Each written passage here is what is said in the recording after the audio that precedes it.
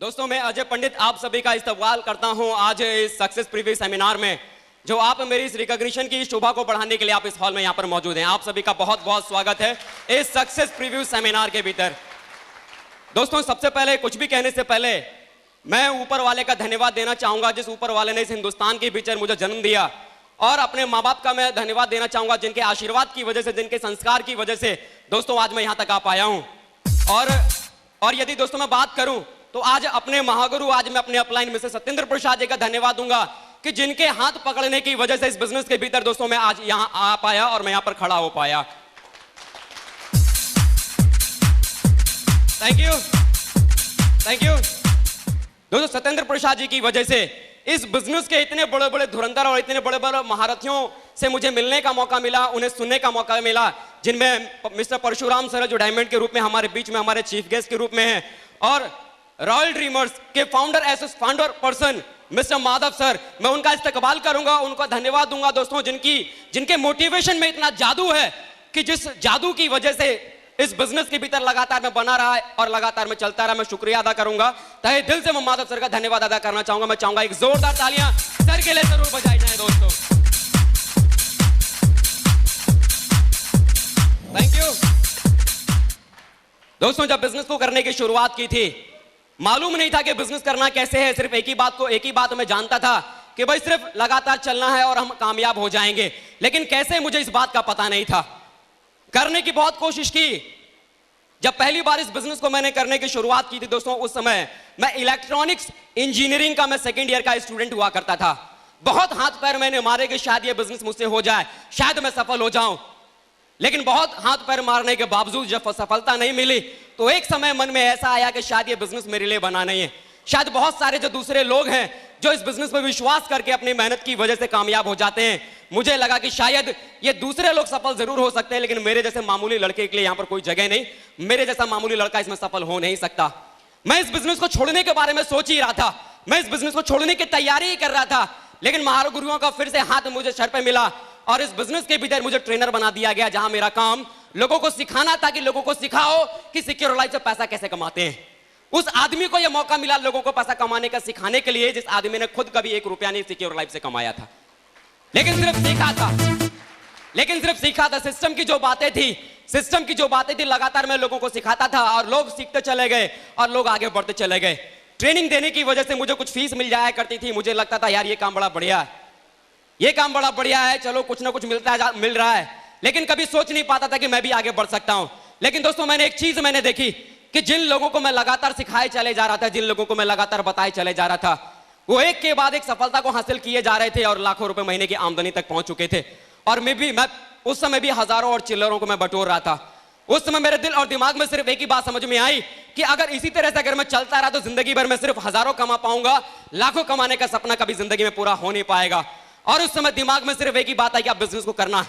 अब बिजनेस को मैं करने के बारे में सोच रहा था, क्योंकि मुझे भरोसा हो गया था कि ये बिजनेस वो बिजनेस है जो मेरी जिंदगी को बदल सकता है। क्योंकि मैंने जिंदगी को बदलते हुए देखा था सत्येंद्र प्रसाद जी की। सत्येंद्र प्रसाद जी जो कि मेरे बहुत ही नजदीकी थे। मैं जानता नहीं था कि इस बिजनेस से सफल हुआ जा सकता है। जब सर ने पहली बार मुझे इस प्लान के बारे में समझाया और बताया था, तो दोस्तों मैं इंजीनियरिंग करता था, और जब उन्होंने मुझे बताया कि इस बिजनेस के माध्यम से 8 लाख रुपए महीना कमाया जा सकता है, तो मैंने सर से सिंपल तरीके से मैंने एक ही बात मैंने कही थी कि सर मैं इंजीनियरिंग कर रहा हूं। इंजीनियरिंग को करते हुए भी आज मुझे इस बात का भरोसा नहीं है कि इंजीनियरिंग करने के बाद मुझे साल का 8 लाख रुपए मिलेगा कि नहीं मिलेगा, और आप मुझे महीने का 8 लाख रुपए कमाने की बात बता रहे। यकीन नहीं हुआ कि ऐसा कुछ मेरे साथ हो सकता है, भरोसा नहीं हुआ। लेकिन दोस्तों, कहते हैं कि अगर पैसा कमाने वाला व्यक्ति अगर आपके पड़ोस में रहता है तो शायद आपको पता नहीं चलता, यस या नो। लेकिन अगर वही पैसा कमाने वाला व्यक्ति अगर आपके नजदीक में हो तो सब कुछ नजर आता है, यस या नो। तो सत्येंद्र प्रसाद जी बहुत ही नजदीकी थे। जब उन्हें लगातार काम करते हुए लाखों रुपए महीना कमाते हुए देखा, तो मेरे दिल और दिमाग में सिर्फ एक ही बात मेरे समझ में उस समय आई थी कि कम से कम आज के जमाने में 1 लाख रुपए महीना, वो भी 1 नंबर का कमाना कोई हंसी मजाक तो बिल्कुल भी नहीं। और लगा कि हाँ, जब इनके साथ अगर इनके पास 1 लाख रुपए महीना अगर आ सकता है, और अगर मैंने इनकी अगर बात को अगर मान लिया, सिस्टम को लगातार मान के अगर मैंने चलना शुरू किया, तो शायद मैं सफल हो सकता हूं। बिजनेस को दोस्तों करने की शुरुआत की, नहीं मालूम था कि बिजनेस से सफल हुआ जा सकता है, नहीं मालूम था कि मैं कर सकता हूं। लेकिन दोस्तों, जब बिजनेस को मैंने करने की शुरुआत की थी तो दोस्तों इस शहर समस्तीपुर, उस समय मेरी नई नई शादी हुई थी। मेरी नई शादी हुई आज से लगभग 3 साल पहले शादी हुई, और अब लगा कि यार अब अगर नहीं किया तो फिर कब करेगा। क्योंकि इससे पहले जो मैं जिंदगी में जो मैं इस काम को करने की मैं कोशिश कर रहा था, सिर्फ मैं अकेला था, जिम्मेदारी मेरे ऊपर थी। उस समय मेरी शादी हुई, मुझे लगा कि जिम्मेदारी अब तो मेरे ऊपर है, आज नहीं तो फिर कब, ये नहीं तो फिर क्या। ये बात दिमाग में घुस गई, लगा कि हाँ अब इस काम को तो किया जा सकता है। जब बिजनेस को दोस्तों करने की शुरुआत की थी, कोई लाखों रुपए महीना कमाना मुझे नहीं मालूम था। मैं स्टूडेंट लाइफ में था, मैं पढ़ता लिखता था, सिर्फ इतना ही सोचकर इस बिजनेस को मैंने शुरू किया था कि यार स्टूडेंट हूं, जब भी कभी मुझे अपने जेब खर्चे की जरूरत पड़ती थी, कभी अपने पापा से मांगता था, कभी अपनी मम्मी से मांगता था। मैंने इस बात को सोचकर सिर्फ इस बिजनेस की मैंने शुरुआत की कि अगर अपनी पढ़ाई को करते हुए इस बिजनेस की वजह से अगर पार्ट टाइम में मेरे जेब के खर्चे के लायक भी अगर पैसा अगर आता रहा तो क्या बुराई है। सिर्फ अपने जेब खर्च को निकालने की सोच को लेकर मैंने इस बिजनेस को शुरू किया था। लेकिन दोस्तों आज ये लड़का जो जेब खर्च की निकालने की सोच के साथ आज से 3 साल पहले अपनी शादी के बाद जब दोबारा इस बिजनेस की शुरुआत की थी, तो आज मैं इस लड़के की अगर बात करूं तो आज ये लड़का जो 3-4 हजार महीना कमाने की सोच को लेके आया था, इस लड़के की इस सप्ताह की आमदनी 45,530 रुपया है। 7 दिन की आमदनी। जो लड़का कभी ये सोच के आया था कि शायद इस बिजनेस की वजह से 3-4 हजार महीना आ जाए तो बहुत बड़ी बात है, शायद आप लोगों ने मेरी बात को समझ नहीं पाएगा मैंने क्या कहने की कोशिश की। मैंने बात की यहां से 1.5 से 2 लाख रुपए महीना कमाने वाला ये लड़का आपके सामने खड़ा है। आज जरा समस्तीपुर के भीतर, इस बिहार स्टेट के भीतर जरा झांक के देखो, आज लोग ठीक तरीके से पूरे साल मेहनत करने के बाद भी ठीक से 1 लाख रुपया नहीं कमा पाते, लेकिन ये लड़का स्टेज के माध्यम से खड़ा होकर आपसे बोल रहा है, बता रहा है कि ये लड़का 1.5 से 2 लाख रुपया महीना कमाता है, महीना कमाता है, महीना कमाता है। 1.5 से 2 लाख रुपया महीना। मेरे खानदान में कभी किसी ने देखा नहीं था कि 1.5 लाख रुपया किसे कहते हैं। मेरे खानदान में कभी किसी ने देखा नहीं था कि लाखों रुपया होता क्या है, कैसे कमाया जाता है। जब बिजनेस की शुरुआत की थी दोस्तों, पापा जी की साइकिल थी, पापा जी मेरे सामने हैं, मुझे एक साइकिल दिलाई थी उन्होंने, जिस साइकिल से मैं कभी स्कूल कॉलेज और ट्यूशन पढ़ने के लिए जाता था। लेकिन आज ये मामूली सा लड़का इस सिस्टम की वजह से, अपने गुरु लोगों के आशीर्वाद की वजह से फक्र से बोलता है कि ये साइकिल पर चलने वाला लड़का आज अपनी खुद की शानदार न्यू ब्रांड एसी कार में आज चलता है। न्यू ब्रांड एसी कार में। Thank you, thank you. दोस्तों मैं कोई करोड़पति घर की औलाद नहीं हूं, मैं कोई करोड़पति घर से नहीं हूं, मेरे खानदान में कोई इससे पहले कोई करोड़पति नहीं है। मेरे पिताजी मजदूरी करते हुए उन्होंने हम बच्चों को पढ़ाया लिखाया है, मजदूरी कर कर हम बच्चों को पाला है, इस सोच के साथ कि कल को अगर हमारे बच्चे अगर पढ़ लिखे गए तो हमारे घर की तकलीफें कम हो जाएंगी, हमारी जरूरतें पूरी हो जाएंगी, हमारे घर में भी खुशियां आ जाएंगी। वो छोटे छोटे सपनों के साथ मजदूरी करते करते हम बच्चों को पढ़ाया है। विश्वास करें दोस्तों, मजदूरी करने के बावजूद मेरे माँ बाप ने मुझे अपने इलाके के, अपने शहर के सबसे बेहतरीन स्कूल में मुझे पढ़ाया, कॉन्वेंट स्कूल में पढ़ाया। आज मैं नाज करता हूं कि आज मैं चक्रधारी पंडित और लक्ष्मी पंडित की औलाद हूं। आज मुझे नाज है इस बात का। खुद एक वक्त का खाना खाने के बाद 3 वक्त का खाना मुझे दिया। जब अपने माँ बाप से कहता था कि पापा मुझे 100 रुपया चाहिए, विश्वास करें मेरे पिताजी ने कभी 100 रुपया नहीं दिया, बल्कि 100 रुपए की जगह 200 रुपया दिया। जब मैंने अपने पापा से एक जूता मांगा 200 रुपए का, उन्होंने 400 रुपए का जूता दिया, भले उन्होंने चप्पल पहन के पूरी जिंदगी गुजार दी। मैं उस घर की औलाद हूं। और दोस्तों जब मेरे स्कूल की तरफ से कभी कोई पिकनिक, कभी कोई टूर या कभी कोई पार्टी, कभी कोई टूर के लिए अगर कंपनी की तरफ से अगर कोई निकलता था, मेरे स्कूल की तरफ से निकलता था कि शिमला का टूर है, नैनीताल का टूर है, भूल से भी अपने माँ बाप को नहीं बताता था। मेरे माँ बाप आज इस हॉल में बैठे हुए, भूल से भी नहीं बताता था कि मेरे स्कूल से शिमला का टूर जा रहा है या मेरे स्कूल से नैनीताल का टूर जा रहा है, क्योंकि मैं जानता था कि मेरी पढ़ाई लिखाई के लिए मेरे माँ बाप ने, मेरी मम्मी ने अपने गहने बेचे थे। मैं जानता था, मैं देख रहा था कि मेरी पढ़ाई लिखाई के लिए मेरे पिताजी ने कितने लोगों के पास जाके कर्जा मांगा था, जरूरत थी। और मैं सोचता था कि अगर मैंने गलती से अगर अपने माँ बाप को अगर मैंने ये बोल दिया, अपने पापा को मैंने अगर ये बोल दिया कि मेरा स्कूल शिमला के टूर पे जा रहा है, तो पता नहीं इस बेटे की खुशी को पूरा करने के लिए पता नहीं कितने लोगों के सामने उनके हाथ फैल जाते, कितने लोगों से वो कर्जा मांग के आते। ये इस बेटे को मंजूर नहीं था, ये इस बेटे को मंजूर नहीं था। दोस्तों आज मैं नाज करता हूं इस सिस्टम पर, आज मैं नाज करता हूं अपने गुरुओं पर, जिनके आशीर्वाद की वजह से, जो लड़का कभी एक छोटे से पिकनिक के भी ऊपर नहीं जा पाता था, एक छोटा सा स्कूल का टूर मैनेज नहीं कर पाता था, आज लड़का गर्व से बोलता है सिस्टम की वजह से, अपने गुरु लोगों के आशीर्वाद की वजह से। हिंदुस्तान के भीतर ऐसा कोई महंगे से महंगा टूरिस्ट स्पॉट नहीं बचा जिसका मजा 5 स्टार होटल में रुककर इस जिंदगी में नहीं मिला। ये लड़का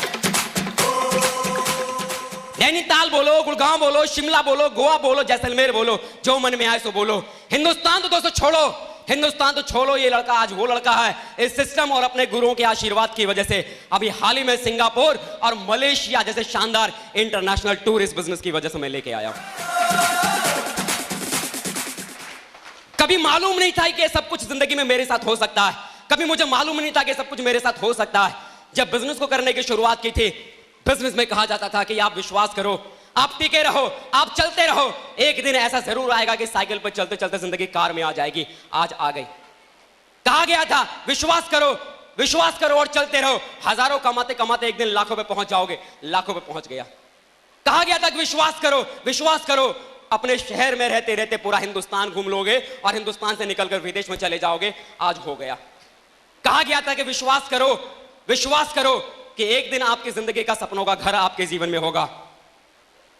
विश्वास किया, लगातार 3 साल काम किया और दोस्तों आज फख्र से बोलता हूं कि अभी 3 दिन पहले ही इस सेमिनार में आने से पहले, इस मेगा फंक्शन में आने से पहले, अभी 3 दिन पहले ही अपने लिए एक शानदार लग्जरियस 40 लाख रुपए का आलीशान बंगला बुक करके आया हूं।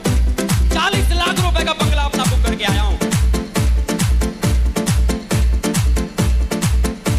थैंक यू दोस्तों। मेरी उम्र के लड़के अपना घर नहीं बनाते, मेरी उम्र के लड़के अपना कुछ भी नहीं बना पाते, मेरी उम्र के लड़के अपने माँ बाप के दिए हुए घर में रहते हैं, लेकिन आज ये सिक्योर लाइफ का शेर है जो अपने गुरुओं की वजह से, इस सिस्टम की वजह से आलीशान बंगले में शिफ्ट होने जा रहा है, आलीशान बंगले में।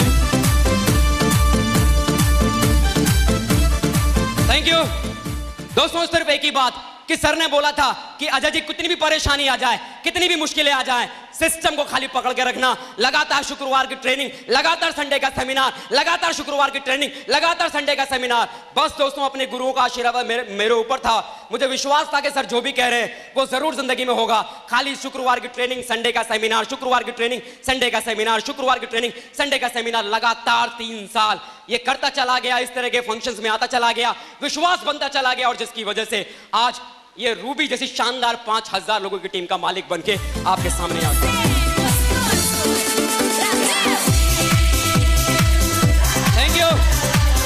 थैंक यू दोस्तों। बिलीव कीजिए, जब मैं इस शहर में पहली बार आया था, आज से लगभग 3 साल पहले, जुलाई 2011, आज से 3 साल पहले जब मैं इस शहर में आया था, मेरे पास कुछ भी नहीं था।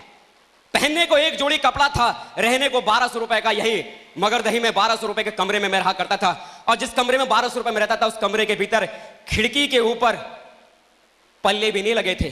दिसंबर के महीने में सर्दी लगती थी, लेकिन फिर भी एक ही बात मालूम थी कि अजय अगर तूने आज इस सर्दी को बर्दाश्त कर लिया, आज यदि तूने इस गरीबी को बर्दाश्त कर लिया, तो विश्वास कर, जो तेरे गुरु कहते हैं कि एक दिन तेरी जिंदगी से गरीबी मिट जाएगी और तेरा भी नसीब अमीरों की तरह चमक जाएगा। आज चमक गया, आज चमक गया, चमक गया, चमक गया, आज चमक गया।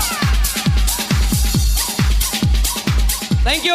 इसी शहर में जब मैं आया था, लोग, एक आदमी मेरी बात को सुनने को तैयार नहीं था। जब एक आदमी के घर में अविनाश जी के साथ जब मैं जाता था, तो लोग बोलते थे कि छोड़ो भाई साहब, इस शहर में कितनी कंपनी आई, कितनी चली गई, यहाँ ये सब चलता नहीं है। यहाँ कितनी कंपनी आई, कितनी चली गई, आपका पल्ला इधर चलेगा नहीं। आप ठहरे आगरा वाले, आप क्या जानो बिहार की जमीन को, आप क्या जानो इस जमीन पे काम करने का तरीका, आपको क्या पता है बिहार में काम कैसे किया जाता है। उस समय सत्येंद्र प्रसाद जी ने फोन से एक ही बात कही कि अजय पंडित, जो लोग तेरे से बोलते हैं कि ये हो नहीं सकता, ये हो नहीं सकता, ये हो नहीं सकता, साला मर्द का बच्चा अगर तू है वहीं रुक, 3 साल रुक, सालों को करके दिखा दे, हो सकता है, हो सकता है।